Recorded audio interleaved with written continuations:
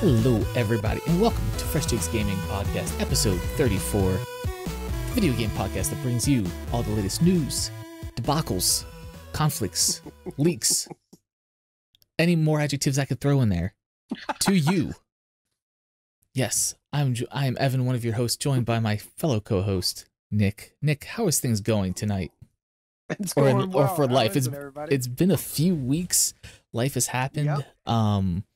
You have some things going on personally with your business side of stuff. I've had some things in my household going on that's been keeping things. My wife, as you know, got COVID.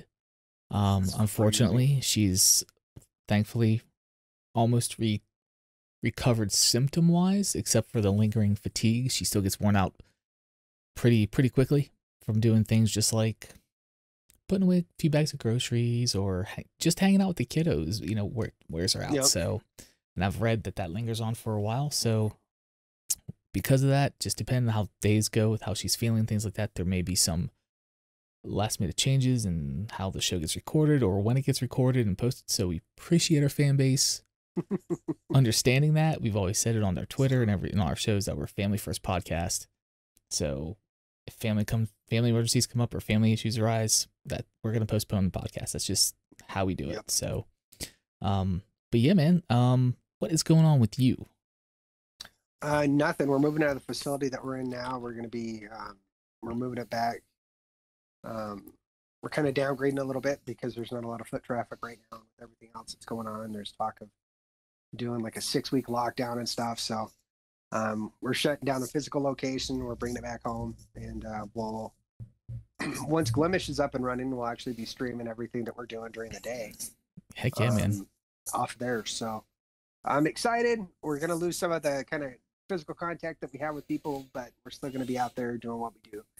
And there's going to be, because of that lack of overhead, there's going to be some price drops on things. And we're working with some of our shippers to see if we can bring down our shipping price as well. So a lot moving. It just sucks. a lot of irons in the fire, as they say. Yeah. I need a couple more people. Dude, I understand, man. I know from what you've told me, man, off air, you got a lot going on. I have mad respect for everything, for your hustle right now. I'm trying, dude. mad respect for your hustle, brother. But yeah, so that's kind of what's going on with us. That's just some quick updates on that. We still, as far as the show goes, some general housekeeping. We still have the 100 subscriber giveaway going on our YouTube. Trying to get that vanity link for our YouTube channel, so be sure to check that out. That link will be in the show notes or in the description of this video once it posts on YouTube. But if you want to access our channel for our audio listeners, it's bit.ly/watchftg. That'll direct you to our scrambled URL for our YouTube page. And you can find the 100 subscriber video there. And comment and subscribe to be entered into it. Get some coffee from Chubby Chow. Get some merch, some Fresh Takes Gaming merch. And also some game codes from Steam. So awesome. All good stuff there. Also we also have words. Words are tough. Yeah, the English language is bastard. We have activated listener support on our anchor.fm page. That's the service we use to host our podcast. You'll probably hear an ad roll at the beginning of this episode for them, because they are sponsoring this. So fantastic news there. But we have listener support that you can go in there, and as far as little as $1, less than a cup of coffee at 7-Eleven, $1 a month, you can support this show, support the creators you like and listen to, and you know, digest their content on a weekly, semi-weekly basis. Support them out. If we're one of them, throw us a buck. You can throw more our way if you like, but that is there. And we have a shout out. Yes, shout outs are happening now to our anchor.fm supporters. So we're going to shout out Chris Bunting and Jonathan Chitwood, 2 of our supporters on our anchor.fm page. So is that not one of the coolest names ever? Chitwood? Chitwood. Oh, Chitwood. My bad. I heard L. I was like, that'd be dope. That's awesome.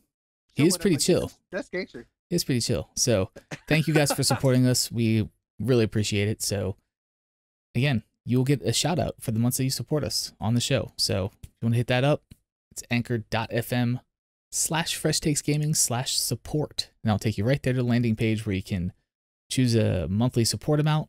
Again, as little as $1 is the minimum, and you can go up from there if you like. So that's that. That's housekeeping. That's kind of what's going on, man. Have you had any time in your hustle to play any video games or play any with your kids? I actually had to stop playing a game. Uh-oh. Because it was starting to cut into my hustle time. Uh-oh. And it wasn't a console, it wasn't PC, it was actually a mobile game. Age of Z Origins. Okay. And the whole concept behind that game is awesome. And I think that if they actually moved it to console, I think it actually probably ruined a lot of people's lives. It's a pretty interesting kind of setup that they have. It has like some risk elements. So I originally got it because I thought it was a tower defense game. Mm-hmm. I like tower defense games. That's something that you can just kind of do when you got a few minutes, sitting on the john or whatever, and kind of mess around real quick. But so it's got a tower defense element to it, but it also has you're building out your city and figuring out how to mobilize your troops and all that stuff. But there's other people in what's called a nation. It's a world map in your nation, and you can form alliances with them. You can form betrayals. You can do all sorts of stuff, and you can fight over resources. So there's like huge unions that happen with people, and they just roll over other places. It gets really intensive, man. It was pretty awesome, and I was vested. Oh man! And I was like, I came up with like a clone account so I could help out my. Oh my god! It was bad, dude. I had to stop. So. Oh my god, that's rough, man. That's good. It was a good game. Good game. Good game. GG's. Good game. Yeah. Oh, it was good. Did you hit up any microtransactions? That's the big question. I did. It's okay. Hey, there's no usually shame. Don't. I know. I shelled out $10 and I felt like a whore. I did. It felt so dirty. But I felt so dirty, but at the same time, I was like, look at all the stuff I got. Like doing a little happy dance. And that's why they exist. They work. I know. It's a proven system. Roast me out. Well, that's what's up, man. Well, glad you were gotten some game in. It's a shame that you had to give it up. I mentioned this is going to happen when I finally play Skyrim. It's going to be the same kind of deal. Oh yeah. I've stayed away from Skyrim. I've never played it for that reason. So this is why I used to be like heavily addicted to WoW, man. Years and years and years ago, before marriage, of course. Yep. And it was bad. I had to stop. I had to just like cold turkey. It was like I got to uninstall it, delete it, cancel my Battle.net account. All that stuff. Just be done with it. Yeah. Kira plays Final Fantasy 14. A lot of people like that. Yeah.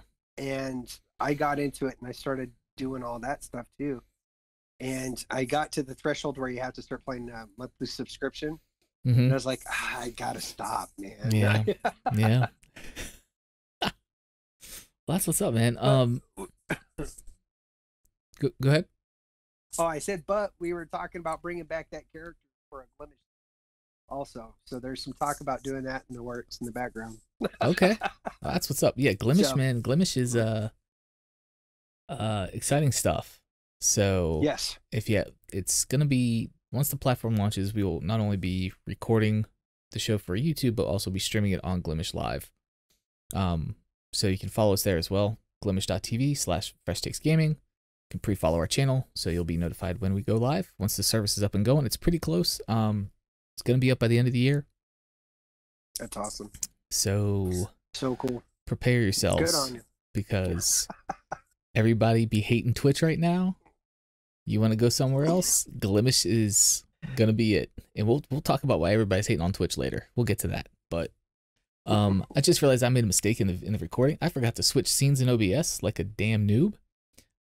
Before we start talking about the games we were playing, so the whole intro just has a scrolling Fresh Takes Gaming logo.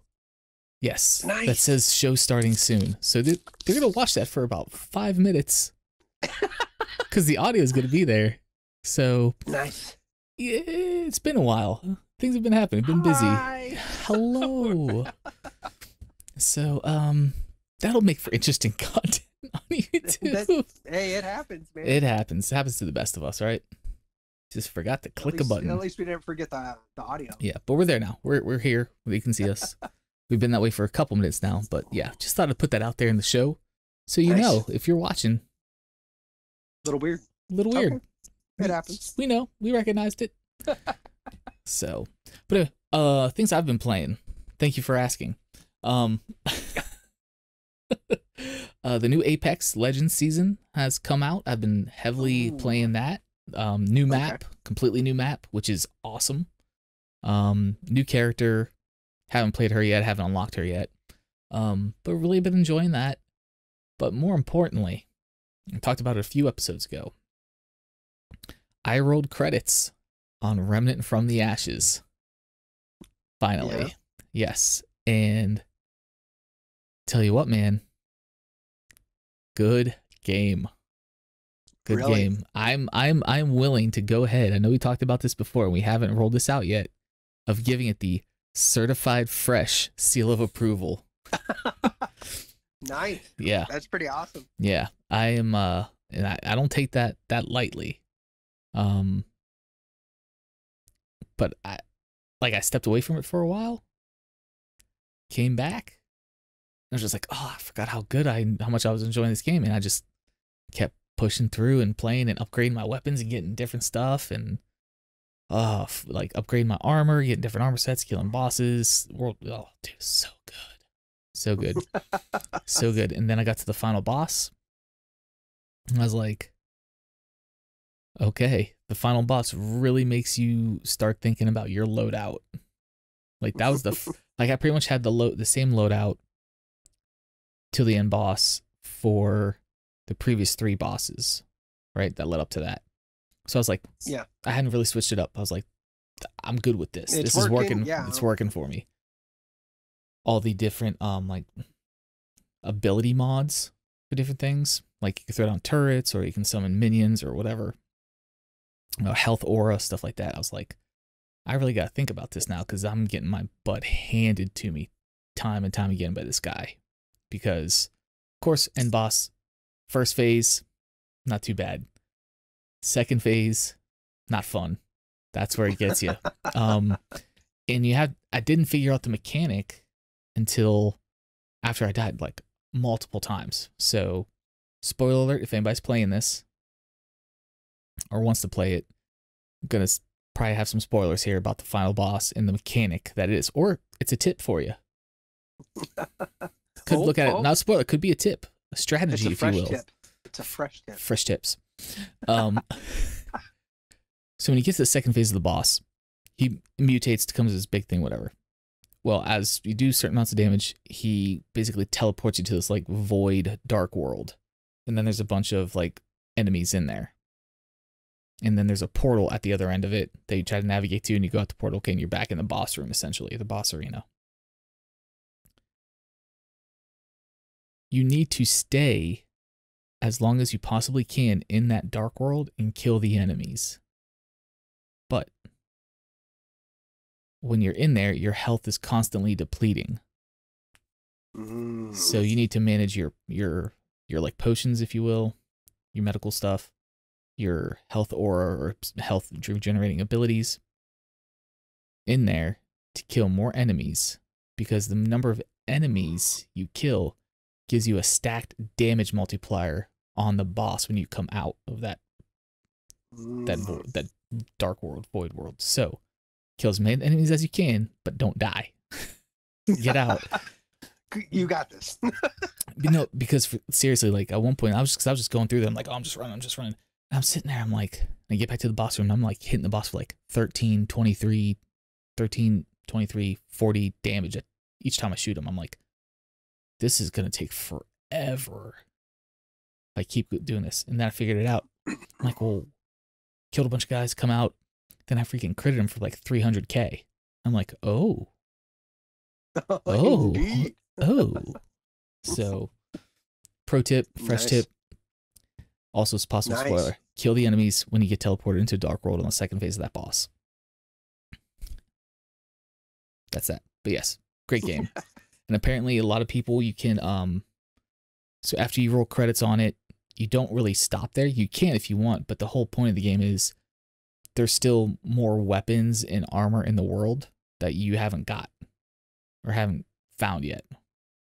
So you can actually re-roll the world. So Yeah, so when you re-roll the world, you keep your progression, keep your stats and everything like that, from my understanding.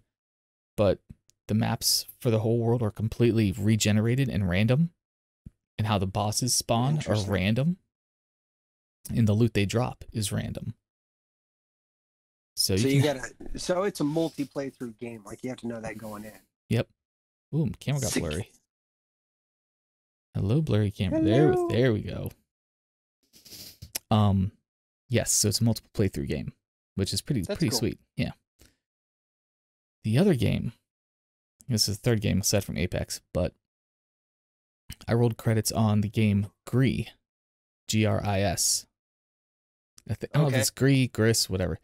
It's an indie game by Nomada Studios, and it is like a platform puzzler where you're this girl that is introducing color back into the world, but it's also symbolic of the stages of grief. So it's like a watercolor world, dude. Like art-wise, art direction's phenomenal. It's a beautiful game, and the music is phenomenal as well. So it's on Xbox Game Pass for PC and for console, I believe. And nice. I've always had it installed, and I've just kind of tinkered around with it here and there, but it's like, I just kind of want to see this game through. It's a really chill game. It's beautiful to look at. And I finally rolled credits on that. And I was like, this was a awesome experience. Like, that's all I can say. How long a playthrough was it? Man, I was so fragmented playing it. You know, it wasn't like a straight playthrough. I want to say you could probably do it 8 to 10 hours, maybe. Okay. I think you could. Yeah, so not a super long playthrough, I don't think. I mean, unless you get stuck for a long time on some of the puzzles, right? Yeah. That could happen. But I think if you like legit like sat down, start to finish, could probably do it in like 8 to 10 hours. So that's not bad. Yeah, dude, great game. And I've also been playing Rocket League of all games. Really? Yeah, I've been playing a lot of Rocket League, man. It's gone free to play on Epic Game Store, and a buddy at work, you know, plays. So we kind of linked up, played some matches. And I'm just like, okay, I'm enjoying it. You know, it's just kind of a good fallback game. Playing that, so that's fun, especially now it's free to play. And another game I discovered that just got released for Xbox Game Pass for PC is Tetris Effect. And dude, I didn't think they could do anything else with Tetris. Dude, they made it a whole new thing, man. Whole new thing. It is phenomenal. Yeah, dude. It's good. A fun game. Yeah. So that's what I've been playing. That's what you've been playing. Let us know in the comments below what you've been playing. What games are you vibing on right now? So let us know in the comments. We'd appreciate that. So we're going to move on to the news. We've missed a lot. So some things I kind of had to cut out of this episode because it's passed so far. This autofocus is pissing me off. It loves you. It hates my face. It loves you. It doesn't love you. It doesn't love me. Maybe I'm moving too much. Maybe that's the problem. Anyway. I don't know. Autofocus. Be the death of me. Fix yourself. Fix yourself. So their first news story is there is rumors of an Xbox streaming stick. This comes to us from our friends over at The Verge. Oh man, I love those guys. Yes, Xbox chief hints at a TV streaming sticks for xCloud. So basically, it summarizes that Phil Spencer, the head of gaming and Xbox, has hinted that the company is planning TV streaming sticks for its xCloud gaming service. In an interview with Stratechery, that's what we're going with. Yep, sounds good. Spencer discusses the potential for additional tiers of Xbox Game Pass, which could include a free bundled TV stick to play xCloud games. And it goes on more. And I gotta say, makes sense. Yeah, like you think about Amazon Fire Stick and things like that. Really, it's not too much of a hard jump to that. Right? Yeah. I mean, you have Stadia with Chromecast, but yep. Stadia. Who's really playing that anymore? I'm not trying to be mean. No. And that's the thing. I honestly don't know anybody that is playing Stadia. I don't either. But I know folks that are using xCloud. So there's that. Yeah. But if you just wanted to subscribe to Game Pass, which includes xCloud now, so why not? You know, you have little, you know, stick PC or whatever. Yeah. Throw it in HDMI port, USB powered, fire up xCloud, hook it to your Wi-Fi. Why not? Good to go. Yeah, I don't know. Now that we're kind of talking about it, I don't know why they haven't done it sooner. Right? Like, I'm kind of thinking that too. So that'd be cool. I'd like to hear other people's opinion about it, but I think that'd be cool too. And the thing is too, will it be an Xbox branded thing, or will it be they partner with not like an Amazon Fire Stick or a Roku to offer an app, an xCloud app on that platform? Ooh. I would say probably Roku. I think Amazon, if they partner, I mean, might be kind of a bit pissy about it. Yeah, for sure, because they're launching Luna, which is an xCloud competitor. So yeah, but Roku doesn't really have anything, I think, like that. Exactly. So I mean, if they want to go there, again, they have the chops to make their own hardware. They totally could. They can make an Xbox Series stick. I'm not marketing. A thing. Okay. I do the tech side, damn it. That's right. That's right. So, so yeah, that's kind of cool. So, yeah, something to look forward to. So I'm thinking 2021 we'll probably see something like that. And speaking of Microsoft, if you like Minecraft, you will no longer be able to play Minecraft without a Microsoft account in 2021. Yep. Really? Big facts. Yep. So right now, as it stands, Minecraft players have been able to play Minecraft without having an actual an actual Microsoft account for the past 6 years. Right. So Microsoft has owned the game for those 6 years. So in 2021, official Minecraft blog announced that players who own the original version of the game and do not switch to a Microsoft account will be unable to play. That's weird. You know what I mean? Yeah. I don't know enough about Minecraft, but I know it's big. I know a lot of people love Minecraft, so I don't know if this is a huge deal to them or not. Well, to me, it's I don't know. I've been playing Minecraft pretty hard on and off for the past 6 years, so I don't know if it really puts me off it or not. You know, like I already have my sign in for Xbox and all that other shit, so I don't really know if I'm going to notice anything. Right. But the new we'll see what happens with my son though. Yeah. Yeah, it looks like some of the benefits of the new accounts that are going to be migrated over. It will offer 2-factor authentication and other safety features that previously weren't available. So okay. I wonder if they're doing it to try to like get a grasp like on all the kind of griefers and crappy players. I don't know. I don't really understand why they make that a mandatory thing. That doesn't make sense to me. Whatever. They own if it's working, why mess with it? You know what I mean? Like I don't understand that. Seems like wasted effort. Somebody's trying to figure out how to get an attaboy at work, I guess. I don't know. I mean, data is king. You know how much data they can pillage from your Microsoft account when you're playing Minecraft now? Like, okay, what expansions do we need to add? Like, how many people are really making phalluses, you know, in Minecraft? Maybe there needs to be, you know, a skin pack or something. I don't know. The foreskin pack? The foreskin pack. Oh, shit. I'm just saying, bro. I don't know. I don't know how Minecraft works. I don't. I'll just put it out there, though. Yeah, it could be something different. I don't know. Figure it out. Exactly.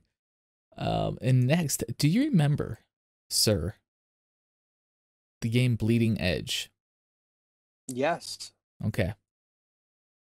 Yep. You know anybody that plays it? Nope. Yeah, and that was one of those things that the way I saw it going, it reminded me a lot. This, it bummed me out. What was it? It was the one that Cliff put out, Cliff Blazinski. It was the Lawless. Yeah. Lawbreakers. Lawbreakers. Yeah. Had a lot of potential. It reminded me a lot of that. It reminded me a lot of that with the marketing deal, and I was like, I think that's just going to implode. Yep. So I played the trial or the beta or whatever it was that when it came out, and it was part of Xbox Game Pass. Like Xbox was really pushing this game for a time. Yep.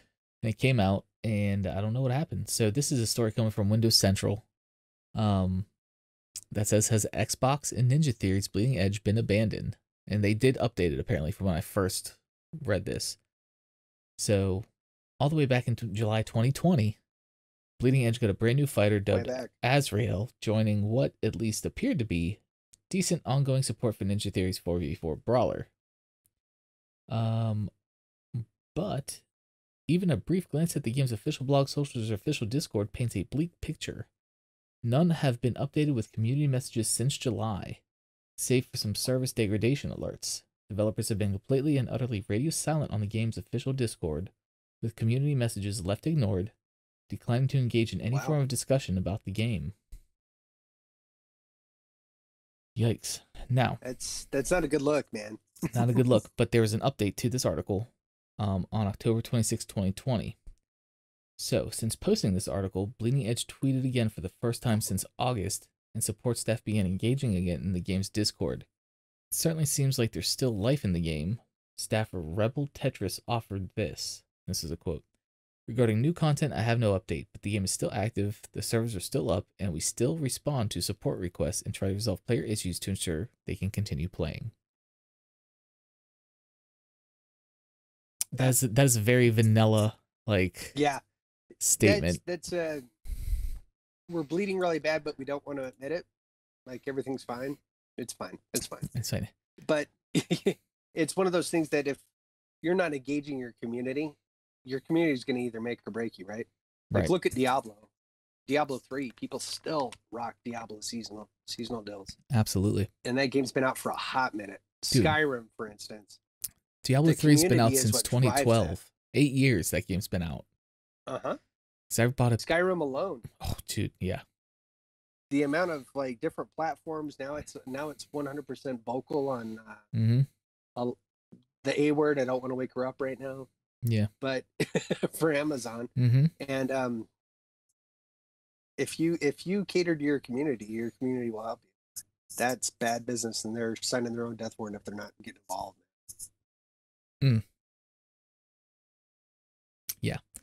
So we'll see. I don't know anybody that actually plays that game. Nope. So maybe I'll throw that out on Twitter, see if anybody's actually playing it. Yeah, maybe do a poll or something. Yeah. Speaking of games on their deathbed, Marvel's Avengers, is it on its deathbed? Yeah. Yeah. Yes. When they brought in, what is it, Elastic Girl or whatever that shit was. Yeah. I was like, what happened? Could they not get the rights to any of the good ones? Yeah. I mean, some people are excited about her. I don't know. So whatever. So this comes to us from The Gamer. Marvel's Avengers has reached the penultimate phase of a dying game. Penultimate. Yeah, just get out of college. You need to flex. Yeah, and of course this is an opinion piece, so the guy just breaks this down, right? It's like, I'll break it down for you step by step to demonstrate what happens when a video game dies. The first step is the most obvious. Release a busted product. Marvel's Avengers had an undeniably disastrous launch. Crashes, game-breaking bugs, soft locks, you name it. Avengers had it. The first major patch for the game fixed over 1,000 bugs. I didn't know that. Oh my god. 1,000 bugs, and you shipped a game with 1,000 bugs, dude. That's bad. See, that's how come I'm down for Cyber 2077. Yeah. Like Cyberpunk, you take all the time you need to. I've waited 8 years already. Who gives a shit about a couple months? Yeah. 1,000 bugs, and that still didn't address everything. For PS4 players, possibly the biggest segment of players thanks to Spider-Man exclusivity, poor performance made the game completely unplayable. Many of these early problems have been solved, but that only made it more apparent how fundamentally flawed the game is. It certainly isn't the case that only glitchy, bug-ridden games fail. Rocket Arena, though not Rocket League, Rocket Arena, though not technically dead yet, is a great example of a fun, polished game that still faded into obscurity. Which is true. I did play Rocket Arena for a short period of time. It was polished, it was good, but no one played it. Busted doesn't mean mechanically broken like Avengers was, and kind of still is. It means that something about the design, presentation, or execution of the game has failed to retain players. Yeesh. Whether bad plot, bad mechanics, yeah. In Avengers' case, horrible camera. Yep. In Avengers' case, it's a combination of excessive bugs and a lack of meaningful, replayable content. Not only has the roadmap for the game already been extended, with new characters and missions previously promised to arrive weeks after launch being delayed until the end of the year, but the content that is there gets old real fast. We still don't even have a strong, replayable multiplayer mission to grind endgame gear. All of the rarest loot is only accessible in single-player missions. Avengers is a half-baked game that has yet to prove it can deliver on either quality endgame content or promised release dates. Oof, if the first step is the cause, the second step is obviously the effect. The game has no players. So this is the second sign of a dying game. Some games fail to ever find players in the first place, while others, Avengers included, start with lots of players but lose them quickly. The Avengers player base tanked fast, and nothing so far has been able to bring it back. Just weeks after launch, the 2016 single-player game Deus Ex Mankind Divided had more concurrent players on Steam than Avengers did. Oof. Oh. That dang. Good God. Yikes. That is a metric. That is a metric you do not want to have to pull out. No. That's rough. Oof. In PC player counts are so low that it's become almost impossible to find other players to group up with through matchmaking. According to SteamDB, Avengers peaked with over 30k players on release, but now has less than 1,000 concurrent. Yikes. Damn. Yeah, and then the third step of a dying game.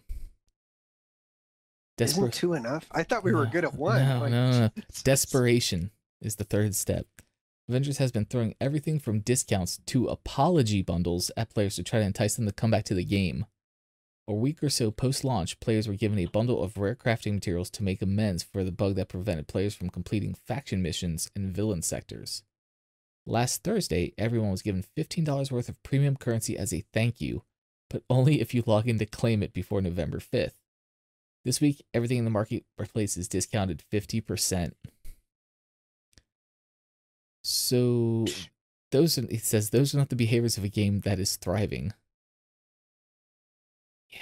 That sucks. There were so many people that were excited about it too. Yeah. So this guy's is predicting that it's going to go free to play at some point, and then it'll just die. That sounds like where it's at. Yeah. I mean, yeah, that's rough, man. And for an IP like Avengers to do so bad is terrible. Well, yeah, but that's not the first time we've seen it. Like, it's not. Lest we forget any of the Battlefront games. So, and just the sad Jedi games we've had in general from Star Wars. So, but it's you expect. See, I kind of expect that from EA though, not from Square. Right? Like, yeah. Okay. Which ties us into our next article, our next news story. Square Enix loses on Avengers. This comes to us from PC Gamer. Square Enix reports $48 million loss following the release of underperforming Marvel's Avengers. Wow. That's just the headline. I don't need to read the article for this because we just read an article as to why. I think we just covered how bad it was. But they lost 48 million. That's rough. I have a feeling that's painful. It's very painful. But I think probably a lot of that money is going to just the licensing of all the Marvel characters too. It's part of the loss, right? You pay big bucks to have those names in your game and those character models and stuff like that. Like, this is an assumption. I don't know how 100% how it works, but that's what I'm assuming, right? Like, yep. It's Marvel. Licensing fees, yeah, it's Marvel. So, at almost peak time of Marvelness in cinema. Yeah. So, yeah, that hurt. But yeah. And going back to, again, ties into Sony. Square is an exclusive, right? Yep. My segues are terrible.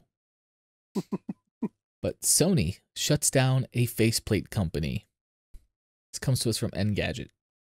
Our friends over at Engadget. Good peeps.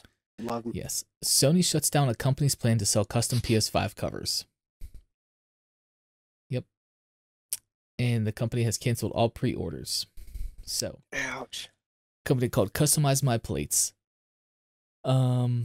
So if you've been following the lead up to PlayStation 5's launch, you'll know the company called PlateStation had emerged in mid-October to offer a way for people to customize the new console. For $40, the startup offered to sell would-be PS5 owners a set of panels to replace the PS5's stock white ones.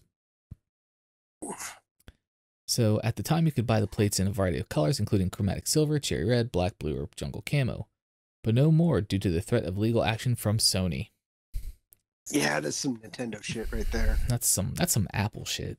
Sony is the new Apple. That's some Apple shit right there. So there's a tweet posted on the article. And of course, in the show notes, we'll have links to all the articles we referenced during the show. Just keep that in mind. It'll be in the video below, description below, and also be on the show notes on any podcast platform if you're an audio listener. So, Customize My Plates sends out a tweet. As I'm sure some of you will be finding out, due to patent and intellectual property issues, we will be canceling all orders and processing refunds. We'll work hard over the weekend to get this done, so please bear with us. Once complete, you'll receive an email.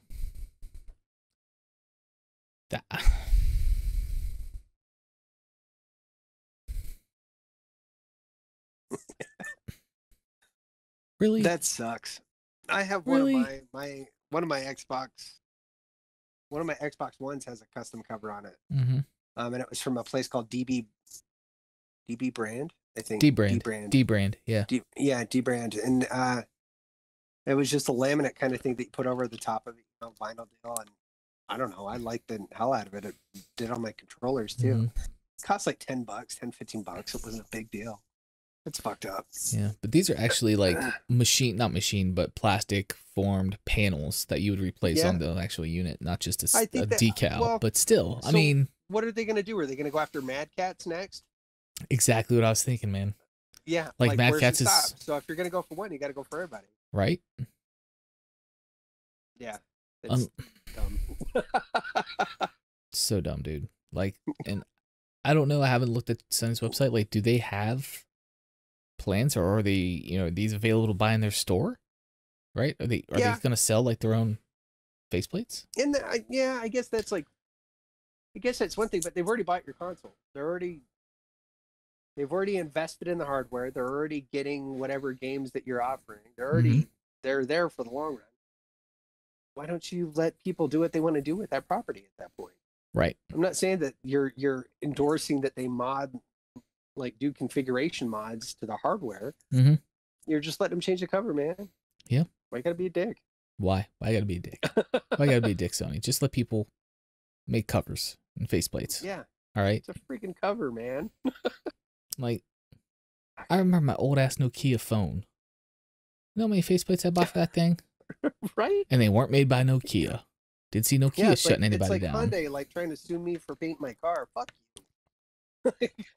Right? Like, Sony. Yeah. All right. So maybe speaking of Sony, there's something deeper going on there. And there might be. I don't know. We're not privy to it, right? Yeah. Just a bunch of scrubs on the internet. But speaking of how Sony is, doing an Apple move here, Epic will honor V-Bucks purchased via Fortnite on the Apple Store. So this comes to us again from The Verge, our friends at The Verge. So basically, Epic will honor the V-Bucks trapped on Apple platforms, which is a good move by Epic. So with everything else going on, Epic Games and Apple's ongoing legal battle over Fortnite's creators' alternative payment system that it got booted from the App Store. So Epic says the players who purchased V-Bucks on iOS and macOS should receive their credit by today, November 9th. Those V-Bucks can be spent on any platform that can play Fortnite other than iOS or macOS. So Fortnite Status put out a tweet. Because Mac and iOS are blocked for Fortnite updates, we're beginning to grant a V-Bucks bonus for players on these platforms to spend on any platform. The V-Bucks grant is expected to be completed by November 9th. So, again, Epic does these things like... sometimes you're like, you know, they do some things you're just like, but then they do things like this, and you're like, good call. Yeah, right? Good call. Good That's call. taking care of the community, like we were talking about earlier. Yeah, exactly. It's taking care of your players, man. Yep. So, you know, I mean, it goes back to in-game currencies and microtransactions and stuff like that, right? Like, yeah, it's a circle. It's a circle. It's all circular, man. Yeah. It's just, why can't we all just get along? Like, why do everybody like gotta be dicks to each other, man? Like, I don't know. But I wish I knew, man. At least Epic is putting forth some goodwill back to their community, saying, "Hey, sorry you chose the shittier platform to play our game on. Go play on another platform, and we'll give you your currency back." Trouble. Yeah. So that's pretty cool. They're doing that. Just a little tidbit of some good news in 2020. Yeah, that's all right, man. Right. It's all right. So this is interesting because this is a game I'm interested in, and I saw this come across, so I decided to talk about it here. So you remember, it's probably a year ago. I don't know if it was at the Game Awards or if it was at the what's that thing called that doesn't happen anymore? EA or E3? E3, yeah, that. I know what you're talking about. I think it doesn't happen anymore, dude. The other thing that's dead, dude. Yeah. I'm turning into my parents, bro. Like, you know, like that thing that doesn't happen anymore, where you turned right and you ate the thing at the place. Like, yeah, it's where the Bruces used to live, down there by the oak tree. Make a left. Oh God, the fact is, you knew. Oh, it's so good. Oh, I know backwards directions, man. Like, I know that shit. I did my time in some rural areas where it's like, yeah, you go down. If you see the oak tree on the left, you went too far. You got to turn around. Take a right at that next farm. Okay. You're just like. And the fucked up thing is, they always work too. Oh yeah. Like, you stick to those directions. You're like, what? I'm here. Yeah, I made it, right? Yeah. It's like redneck Syria. I love it. It is. It's great. Or if you're just such a city slicker, you're just like, I don't know what the fucking oak tree looks like. You're just screwed. You're just done. Because you ain't browsing, you ain't Googling on your phone out there. There ain't no service. Oh my God. But yeah, no, trust me, dude. Like, there are some rural areas.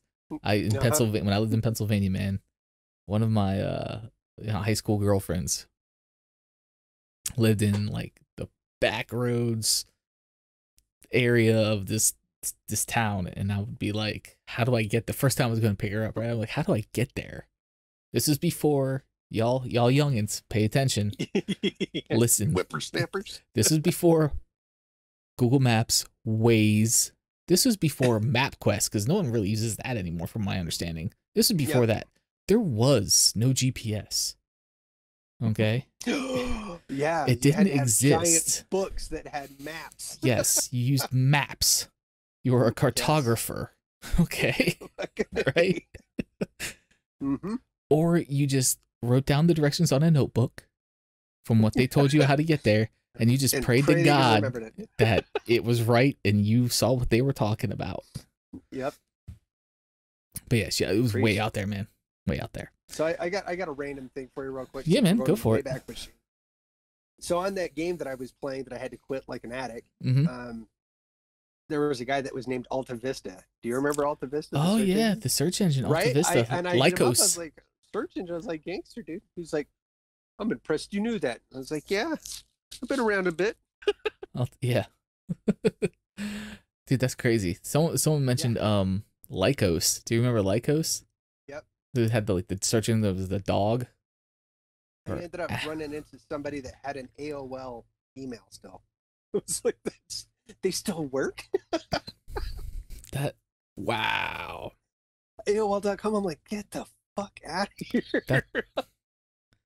Like, how's that happen? I know. Blew my mind, man. Blew my mind. Man, I got my Earthlink account on my phone now. I'm legit.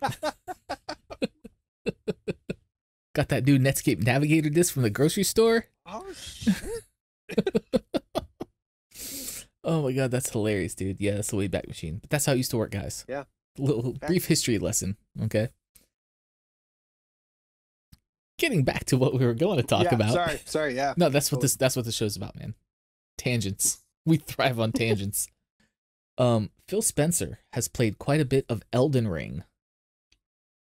Do you remember Elden Ring? This was the George R.R. Martin from Lord of the Rings. Not Lord of the Rings. It had the weird Game of Thrones, intro, right? But it was really pretty. Yeah, it was, and it was so basically Game of Thrones guy and Dark Souls guy.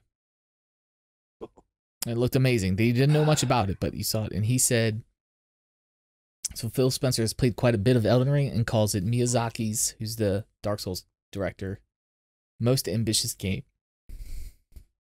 I don't know how to take that. Because that could be like a good thing. Yeah, that's. So if you don't know, it's like saying Hideo Kojima has like a sweet spirit. You know what I mean? Yeah. True. Sweet spirit. Yeah. Okay. So Elden Ring is the next game from Miyazaki, who's the director of Dark Souls and Bloodborne. And fans are desperate for more information. Even so much as a brief mention has been enough to get Miyazaki's fan base aflutter. So the news from GameSpot's recent interview with Phil Spencer might be enough to send them into a frenzy. So, when asked how much of Elden Ring he had seen, Spencer told GameSpot, "I've seen actually quite a bit. I've played quite a bit." The other creator Spencer mentions, of course, is Game of Thrones author George R.R. Martin, who worked on the story for the game. And it's an open world game, apparently. It's supposedly going to have more open-ended areas than is typical in a From Software game. So From Software's developer like Sekiro, Bloodborne, Dark Souls. Yep. They typically have branching paths, but use a series of passages and locked doors to guide your progress. So according to Spencer, Elden Ring is Miyazaki expanding his horizons. He also says that leaves the room while Spencer plays. And, quote, "I think that's because I'm a bad player, and then when he comes back, we'll have a conversation about things that I think," he says. Wait, what? That reads really weird. Whoa.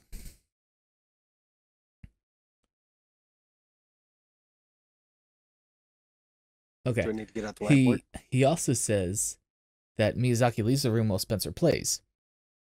And this is a quote from Spencer. "I think that's because I'm a bad player. And then when he comes back, we'll have a conversation about things that I think from when he played when he was absent." Okay, that makes a little more sense.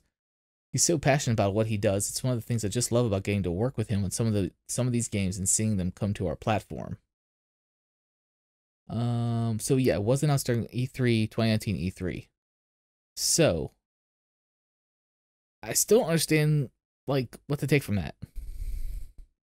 Yeah, that's a bunch of really vague, kind of up in the air bullshit statements. So something to take away from this. So the quote is most ambitious game.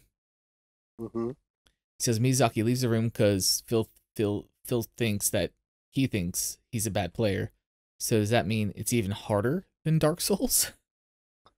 Yay! Right? Like another game that I'll just have to watch on YouTube because Yep. I suck too bad.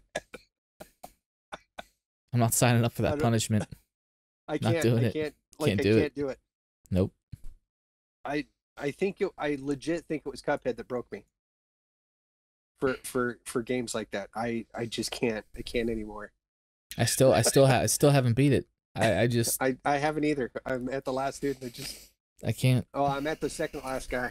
I can't. I can't force myself. Just can't do it. Is there a support group for like Dark Souls or Bloodborne or any of that shit? Dude, somebody could just hold me. I could cry for a little while, maybe recharge the battery, get back in there. And the thing is, dude, like with those games, I've watched people like speed run those games in like 25 minutes because they are masochists or something. I don't know. Like they have played it so much that they know every nook and cranny, like, oh, I can hop up on this little piece of fence that you're not supposed to and dodge roll down 3 levels to shave 30, 40 seconds off my time and bypass 8 enemies or something. Like, yep.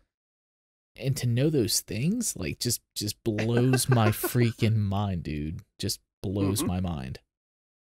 Yeah, and I can't even figure it out just walking straight. right? Yep. I'm all good. Dude, nuts. Hats off to you. You're better than me. And then people that like these speedrunners, they'll use like save points and stuff in a weird way. Like they'll save, exit out, restart the campaign, and like load the save file that they previously did, and then they have it does something weird. Like they figure out these weird exploits and stuff in the game that will allow them to like get like an extra pop of like potions or buffs or something like that to like have you seen, basically two-shot one of the bosses. Have you seen anybody do Zelda? Mm-mm. With like the backwards flip run thing? Mm-mm. They figured out that you could do like this backwards flip thing and you could like supercharge it. It's like all of a sudden you just tear through the level. Oh my god, no way. Yeah, it's a trip. Yeah. I'll have to check that out. Mario Brothers, it's crazy the shit that people find on that. Like I don't have the patience. No, I don't either, dude. 100%. But yeah, so that's interesting. So that's what's that. Now, that brings us to our big topic. And hopefully you've heard some murmurings on the Twitter sphere about this. And it's been going on for a couple weeks now. It's only getting worse. And I just probably peeked out the microphone there for a minute because I leaned up on it. These things happen, man. But, all the DMCA strikes on Twitch for streamers. Yep. Popular streamers, partners getting their accounts banned. People going through in a panic and deleting years of content from their VODs from their thing. And still getting strikes claimed against them for stuff they've deleted because Twitch has it in their archive, which the user doesn't have access to. They still like, if I've deleted it, it should be gone off the platform. I shouldn't be able to get penalized for it, man. It's crazy. And then the latest is now people are getting strikes against them for car siren sound effects in a game. That's a bit far. Dude, it's like it is going like to a whole new level of like just craziness. And Twitch's way of handling it has not been good, and it is killing their community and their platform right now. I feel like in the integrity people thought they had as a platform. Who was dumb enough to think they had integrity? So probably the partners. Yeah, no, I don't think they were blinded by it. I think if anything that they thought that they had a golden pass, because you look at people like Dr. Disrespect, who's not on Twitch anymore. Who's not on Twitch anymore, that were getting slammed saying that they were breaking terms of service, and then you go to like bikini cam girls that are like flashing straight out boob, but they're not getting banned for essentially being a cam girl on Twitch. There's beyond double standards on that platform. So like I feel bad, but at the same time I don't know. At some point something was going to give. I think it's stupid that they're going about it that way though.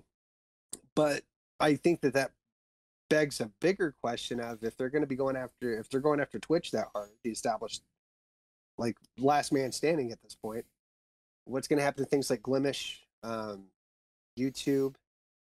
You know, how's that going to affect the other ones? Right. So,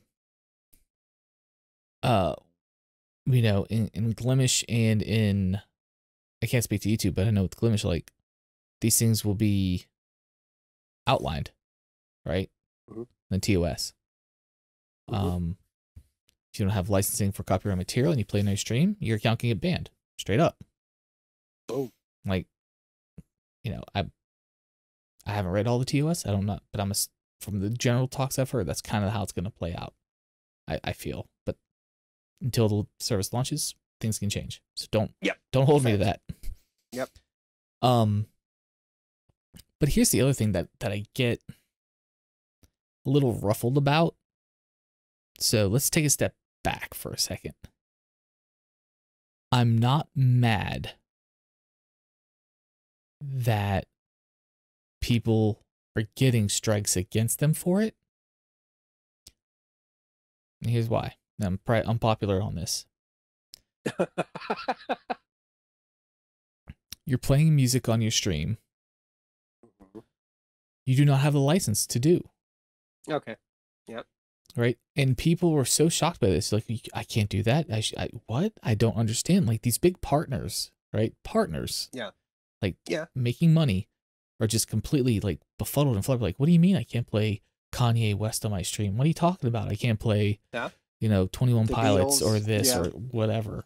Metallica, which is we know how much they love. Sure. Yeah, like I have a hard time believing that they didn't know that that was the wrong thing to do. Like I really have a hard time. I just can't believe that they're that sheltered and encapsulated within the Twitch ecosystem, like because they have managers, right? They have like stream managers and stuff like that. Yep. That wasn't brought to their attention at any point in time by Twitch, because there's people at Twitch that are assigned to their partners, right? Yep. Like no, I totally 100% agree. But I think that everybody was sucking on that money tit, thinking that it was going to be okay and they could get away with it. Quite possible. Behind the scenes, were they ever told by Twitch personnel? I don't know, but I just think it's stupid because as a musician, right? As a has-been, former, whatever musician that has recorded in the studio, that has played live shows, stuff like that. There's two sides to this, right? There's people that would say, well, I'm a partner. I have, 100K viewers every time I go live. I'm giving your music super amount of exposure. Yep. Cool. Where's my kick? Where's my cut though? Right. It's my shit still. But also as a graphic designer in music, I'm just like, that's great. That's the equivalent of someone saying, hey, I want you to spend hours of your time creating graphics for my stream for free. Because I'll have them on my stream and I'll give you exposure. Mm-hmm. No. Pay me. My time is worth money. My art is worth money. I should be compensated accordingly. Exposure is not putting food on my table at the end of the day. In fact. Because I've been in bands where we've gone for live shows and tried to book gigs, and there's like, well, what's the cut? Are we getting a cut of the door? Are we getting a set amount? And they're like, no, we have a lot of regulars that come in, you'll get exposure. And we're just like, no, we're out. Because later, dude. so much time to come set up, bring our own PA system, set all that up, run sound. No, sorry. Yeah. So I don't have sympathy for the streamers that are using copyrighted material that they know belongs to someone else. It's not their music. It's not music they've composed themselves. Yep. It belongs to a record label. So that's the other thing that gets confusing is people are like, oh, well, I talked directly to the artist for this content. Well, that artist is on a record label. That artist does not even own the rights to that. The record label does. To their own shit, yep. That's what happens. That's why at least see a lot of artists going independent now, because they don't want that. They want to be able to own their stuff and license it themselves. But a lot of people don't get that, and maybe it's an educational thing, or maybe they just don't understand that. And because I've been in music business briefly, I have a somewhat basic understanding of how that works. So like Metallica, whoever, Kanye, whoever, whatever record label they're on, the record label owns the rights to their music, not the artist. The artist sold the rights to their music for millions of dollars or whatever in this contract to them. They've already been paid. Kanye, they're rolling up in Bentleys and stuff. They've been paid by the record label for the ownership and rights to their art. You need to get permission from the record label now if you want to use that content or that music or art on your stream. Correct. So I think that gets misled. So because an artist, you email an artist that you may have ties to, that signed to a record label, hey man, I want to use your song on my stream, my open intro, and they say, yeah, cool, go for it, man, I'm all good with it. Doesn't carry any weight. Yep, nobody gives a shit. If they are signed to Universal Records, don't matter, because the suits at Universal Records aren't the ones replying to that email. Yep, fact. So, but anyway, it's going rampant. It's getting crazy with the DMCA stuff, and like the sound effect thing with the car sound of the siren. I'm like, gosh, really? It's getting to that point, and it's just. And Twitch's response to this was like, oh, just mute your game audio on stream. Like, if there's an option in your game, just turn off the audio. That's legit a reply they sent to some streamers on Twitter. So, like, do you just not play games anymore? What's up, man? Sorry, I have a co-pilot. I see that. I see that, man. That's good. What's up, buddy? He said hello.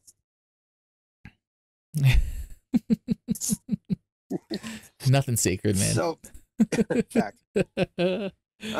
So no, I totally agree, and like music and stuff like that is one thing, right? Mm-hmm. Getting striked for video game content, I know, like I don't know, because like when we were rolling really hard with the Team Pheno stuff, we would write all the developers mm-hmm. and the publishers and try to get. So we saved all of that stuff, like where we got explicit, authorization essentially to be able to play their game on stream. Right. So I don't know. I think that really some hard guidelines need to get thrown down. Otherwise, it's going to kind of bleed into all of our social content. Because if it starts there, then it's going to. What's to stop it from going into TikTok? Right. Right. Because they're using snippets there too. Right. So I don't know. It could get pretty bad, and we could get back to just forums again pretty quick. Right. Like, at what point does it stop? Like, what's the line that gets crossed? Like, oh, someone was singing the lyrics to a particular song on their stream. They didn't have the music playing, but was just humming some lyrics or singing some lyrics, whatever. Are they gonna get struck for it because that's someone else's lyrics? You don't have the rights to those lyrics or those words. Yeah, that's getting a little too far. A little bit. But the other thing that's even more aggravating is that who's Twitch owned by? That I actually don't know. Amazon. Dicks. What does Amazon have? Amazon Music. Yeah. Amazon is already its own digital services platform for music that has licensing and rights to distribute that to users for a fee monthly. Like, why aren't... It's, again, your company's so big, the left hand's not talking to the right hand. Like, there's a disconnect. Like, I'm not saying it's going to be easy, but there are probably mechanisms and people within there that can make things happen, that this is not going to be such a big deal as it's becoming and being mishandled as much as it is. If they could come out and say, okay, if you subscribe to Amazon Music Unlimited and you're a Twitch streamer, you can get 30 of these songs that we have licensed to use on your stream. Like, like Billboard Top 130 songs, whatever. Yeah. Something like that. Because this way, they're paying a fee. Yep. So it's not like no one's not getting paid at that point. Yep. They're purchasing a temporary user license. Right. So, but then the question with that comes in, well, yeah, they're playing it to 60,000 people, though, that don't have Amazon Music Unlimited when they're watching that stream. Okay, well, create a different package, subscription package then, because most streamers that are large enough to make this their source of income are incorporated into a small business, or they should be, right? A small business. Yes. So if there is a large and playing music is part of their brand and their vibe on stream, then create a package that's $25-$50 a month for them to play music on stream that is now licensed, pop 100 top charts, whatever, popular songs, music, whatever. You can call it a creator subscription for $50 a month.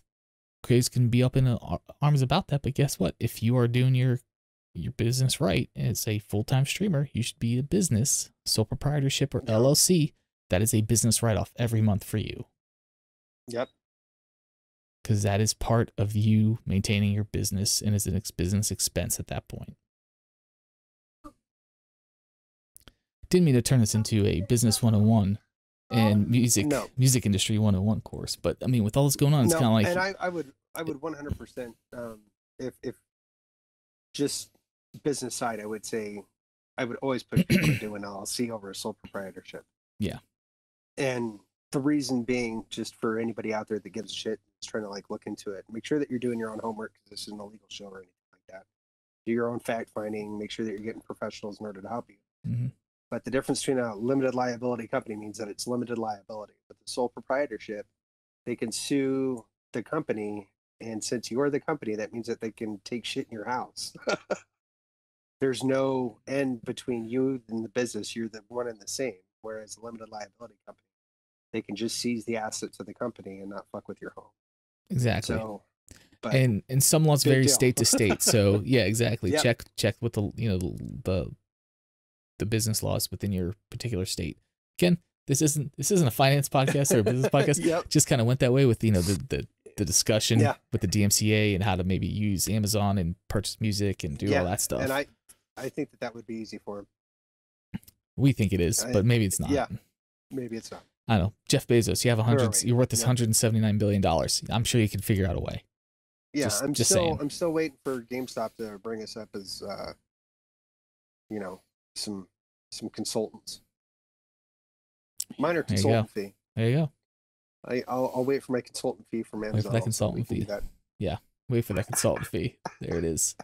There it is, man. But yeah, so that was the big topic. We kind of talked about it and went around. We're trying to solve the world's problems, but at the end of the day, Twitch is just not handling their community right. And they're not taking correct responsibility for this happening. In a blog post they put out there, they're like, oh, we got hit with all these DMCA things, like thousands of them, and like, typically we only received like 50 a year. Well, you received 50 a year, so you knew it was a problem. Yeah, you knew it was coming. Come on, guys. Yeah. Writing was kind of on the wall. So, I don't know, man. It's lame. It's super lame. But yeah. But anything else, sir? That was like I said, that was a big or overarching topic that we're going to discuss. Kind of get some feelers out there on that. Nope, I don't really have anything else to contribute that would be beneficial to anybody. Fair enough, man. Fair enough. All right, man. Well, where can people find you at? All social media at the DS Claw. I'm on there a little bit as far as Chubby Chow goes. At Chubby Chow Mob is how we do most of our stuff and where we do most of our things. chubbychow.com is also our website, and you can go see what we do there as far as coffee and num-nums go. And it's going to be a couple weeks because of the change, but we'll be back up and running, myself included, as far as being all over everything, not being able to escape us. So look forward to that. Awesome. Good stuff, man. I'm going to tell you, that Brazilian smooth blend. I love it. Primo coffee, man. Primo. I'm waiting. I can't wait for the 100 subscribers. So make sure that you go over and do that. So I know. Send the winner of that. We hit like so many. We had like such a good peak, and then just kind of went. I don't know. So please. We did. So tell your mom, tell your grandparents, tell your dog, tell everybody. Tell Alexa. Exactly. Alexa off. Can't shut her up sometimes. Yeah. So she's always listening. But yeah. Big brother. Skynet. But yeah, I'm Bubdrum. Evan, you can find me on Twitter at Bubdrum. It's pretty much the only thing I use. And you can follow the podcast at Fresh Takes Pod. If you want to buy any merch, you can go to bit.ly/shopftg. Check out our merch store there. And get some sweet gear. But that is going to do it for us tonight. We will see you next time. And as always, the best game is the game you like to play and how you like to play it. We'll see you next time.